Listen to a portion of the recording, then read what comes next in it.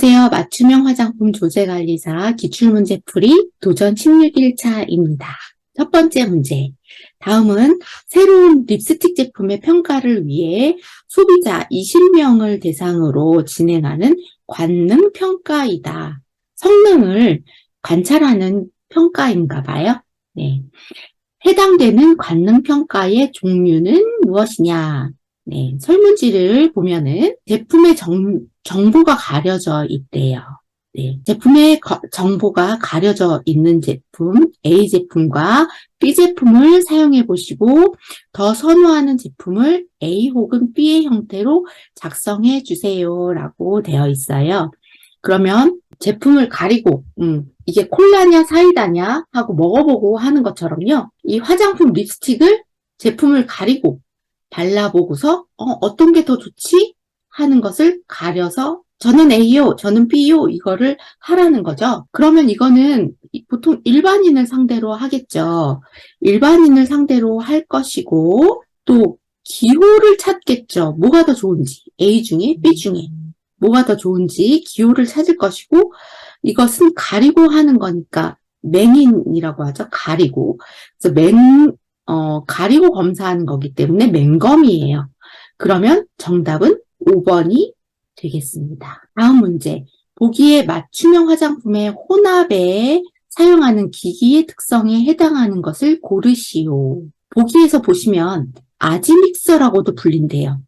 그리고 봉의 끝부분에 회전 날개가 붙어 있어서 내용물을 혼합하는 데 사용할 수 있다라고 되어 있어요. 이 기기가 뭐지? 인 거죠. 이거는 우리 블렌더, 이렇게, 블렌더인데, 끝에 날개가 달려 있어가지고, 회전 날개가 달려 있어서 하는 거잖아요. 오버헤드 스터러라고 합니다. 요것이 지금 오버헤드 스터러라는 전문 용어로 기기에 해당이 되는데요.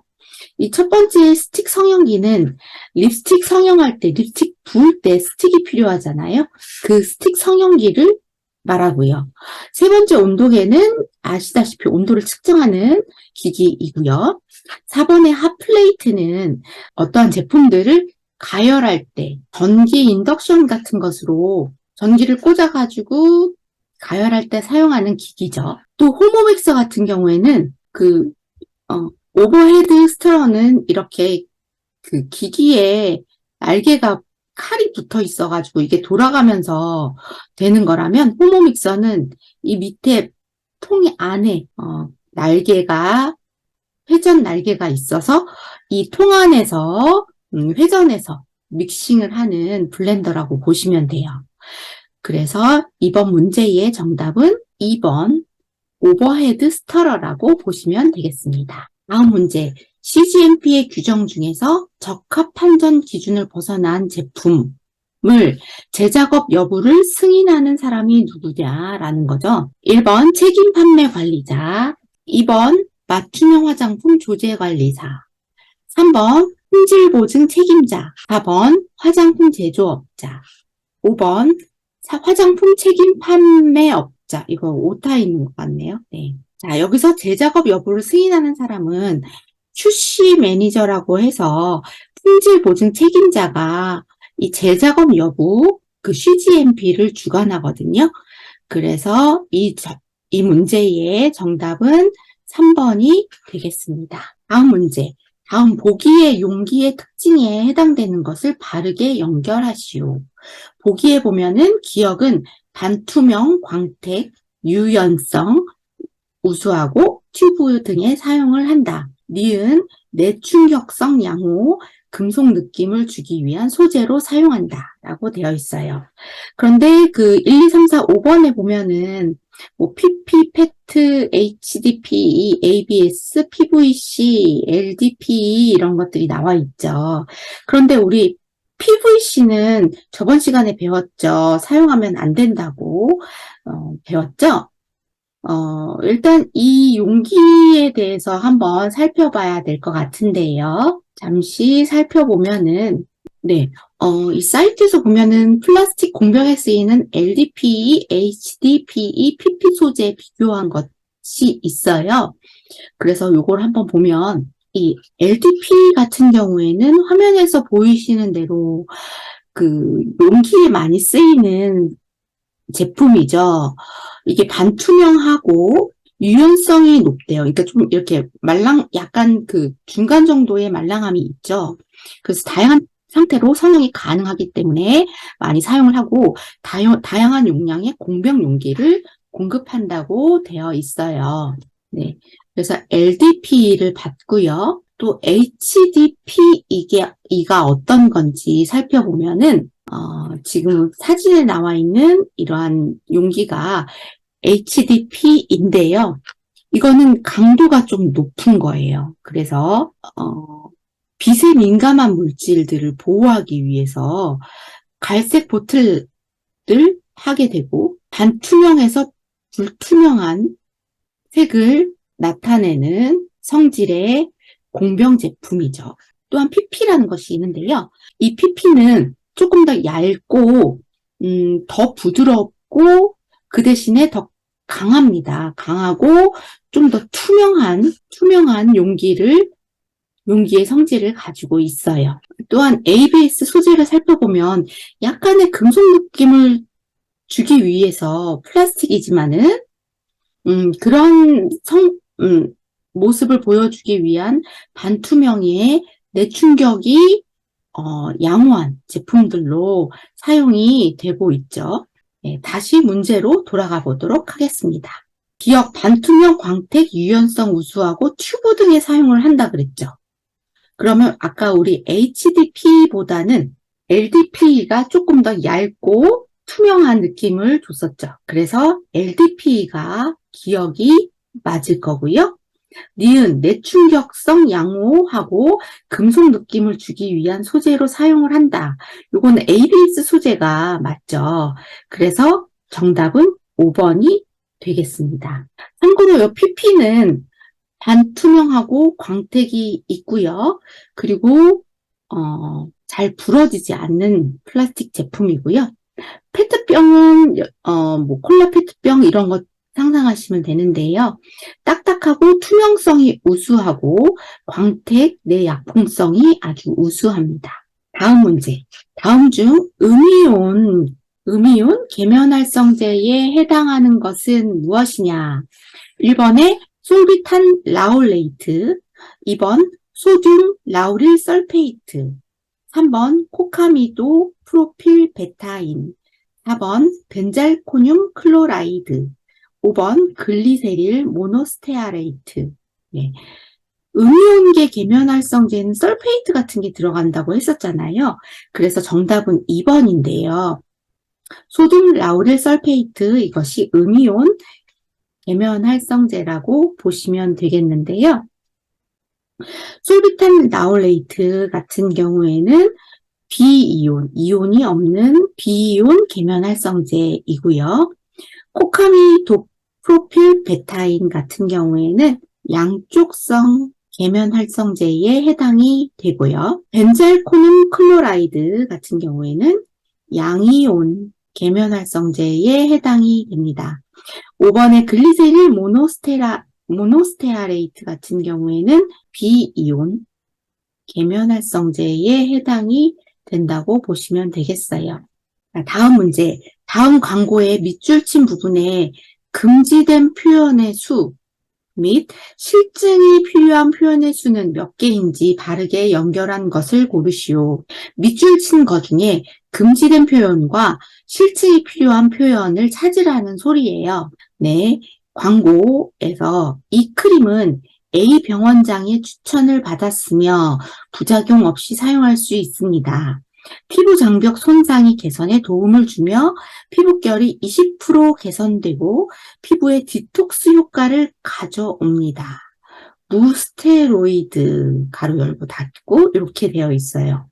가로친 내용을 살펴보면은 A 병원장 추천, 부작용 없이 피부 장벽 손상이 개선에 도움, 피부결이 20% 개선, 디톡스 효과, 무스테로이드 이렇게 써 있는데요. 먼저 금지된 표현을 한번 찾아볼까요? 병원장의 추천을 받았다. 이거는 금지된 거죠. 기억이라고 보고. 부작용 없이라는 말도 사용하면 안 되죠. 그래서 이것도 금지된 표현. 피부 장벽 손상의 개선에 도움을 준다. 요거는 사용할 수 있지만 실증을 해서 보고서를 작성해야 되죠. 그리고 피부결의 20% 개선이 된다. 요것도 사용할 수 있는데 보고서를 작성해야 되는 거고요. 디톡스 효과가 있다. 요거는 금지된 표현입니다. 또 무스테로이드 이것도 화장품에는 금지된 표현이에요. 자, 그러면 기억에 하나, 둘, 셋, 네 개가 들어가게 되고요. 니은은 두 개가 들어갔네요. 그래서 정답은 2번이 되겠습니다. 다음 중 화장품에 금지된 효능 효과의 표현이 무엇이냐 찾아보라고 하네요. 1번 붓기 완화, 2번 다크서클 완화, 3번 콜라겐의 증가, 4번 피부 혈행의 개선, 5번 면역 강화라고 써 있어요. 뭐 완화한다거나 개선한다거나 써도 되는 거죠. 그래서 요거는 정답이 아니고 콜라겐의 증가나 면역력 강화 중에 하나일 것 같은데 면역을 강화한다는 것은 의약품, 의약 외품에서 사용되는 표현이기 때문에 이 면역 강화라는 표현은 쓰면은 안 되겠습니다. 그래서 답은 5번이 되겠습니다. 다음 문제. 다음 분 전성분표에서 비즈왁스의 함량이 될 수 있는 것을 고르시오. 단, 사용상 제한이 있는 원료 및 기능성 고시 원료는 최대 함량을 사용한다고 해요. 전성분에 보시면 정제수, 올리브오일, 페녹시에탄올, 비즈왁스, 폴리에톡실레이티드 레틴아마이드가 있는데요. 전성분에서는 함량이 많은 순서대로 표기를 하죠. 그런데 여기 비즈왁스가 페녹시에탄올과 폴리에톡실레이티드 레틴아마이드 사이에 있어요. 그러면 페녹시에탄올의 함량은 최대 함량 1%죠. 또 폴리에톡실레이티드 레틴아마이드는 최대가 0.2%예요. 그러면 이 사이에 있는 함량으로 넣어줘야 되겠네요. 그렇다 하면은 그 사이에 들어가는 함량은 지금 보기에 나와 있는 거 3%, 1.5%, 0.4%, 0.1%, 0.05% 중에 0.4%가 되겠죠. 그래서 정답은 3번이 되겠습니다. 다음 문제. 다음 중 위의 평가 과정의 용어에 해당하는 것을 순서에 따라 바르게 기입한 것은 기억과 니은을 찾아라 라는 얘기죠. 기억은 위의 요소의 노출됨에 따라 발생할 수 있는 독성의 정도와 영향의 종류 등을 파악하는 거다. 파악하는 거기 때문에 평가나 결정은 아니겠죠. 네, 위험성 확인이 되겠네요. 니은 위의 요소 및 이를 함유한 화장품의 사용에 따른 건강상 영향에 따른 인체 노출 허용량, 독성 기준값 및 노출 수준을 고려해서 사람에게 미칠 수 있는 위해의 정도와 발생 빈도 등을 정량적으로 예측하는 거다라고 되어 있어요. 이것은 위해도가 얼마나 심각한가를 결정해 보는 거죠. 그래서 위해도 결정이 니은은 답인데요. 여기서 위험성 결정 같은 경우에는 동물 실험 결과를 통해서 독성의 기준값을 정하는 거고요. 노출 평가 같은 경우에는 화장품을 사용을 했을 때 이게 노출이 됐던 양이나 얼마만큼의 수준이 문제가 됐다라는 것을 정량적으로 산출하는 것을 노출 평가라고 해요. 그래서 이 문제의 정답, 기억은 위험성 확인이고요. 니은은 위해도 결정이기 때문에 답은 1번이 되겠습니다. 다음 문제. 다음 보기에 해당하는 사용상의 주의사항에 대해 표시해야 하는 제품은 무엇이냐? 보기를 살펴보면은 같은 부위에 연속해서 3초 이상 분사하지 말 것. 가능하면 인체에서 20cm 이상 떨어져서 사용할 것. 눈 주위 또는 점막 등에 분사하지 말 것. 분사니까 뭐 이렇게 뿌리는 거겠죠. 우리 미스트처럼요. 1번에는 미세한 알갱이가 함유되어 있는 스크럽 세안제, 2번에는 손 발톱용 제품류, 3번에는 두발 염색용 및 눈 화장용 제품류, 4번 고압가스를 사용하는 에어로졸 제품, 5번 채취 방지용 제품. 네, 이건 분사하거나 떨어져서 사용하는 것이기 때문에 에어로졸 제품이 맞겠죠.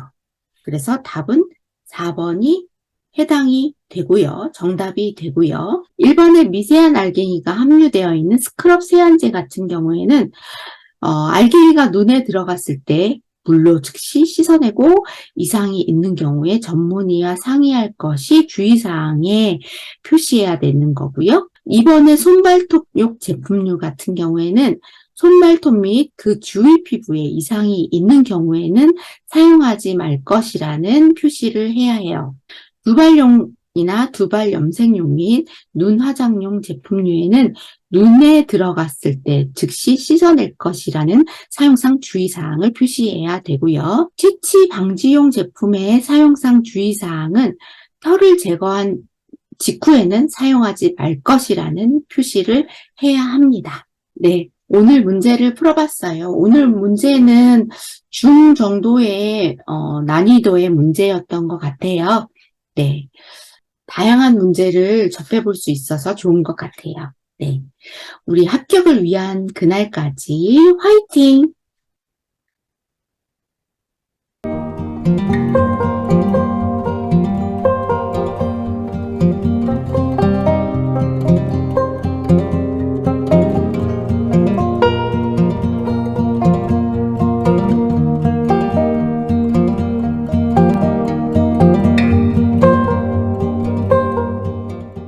You've told me more than once to show you my intention. My brain gets blocked at times.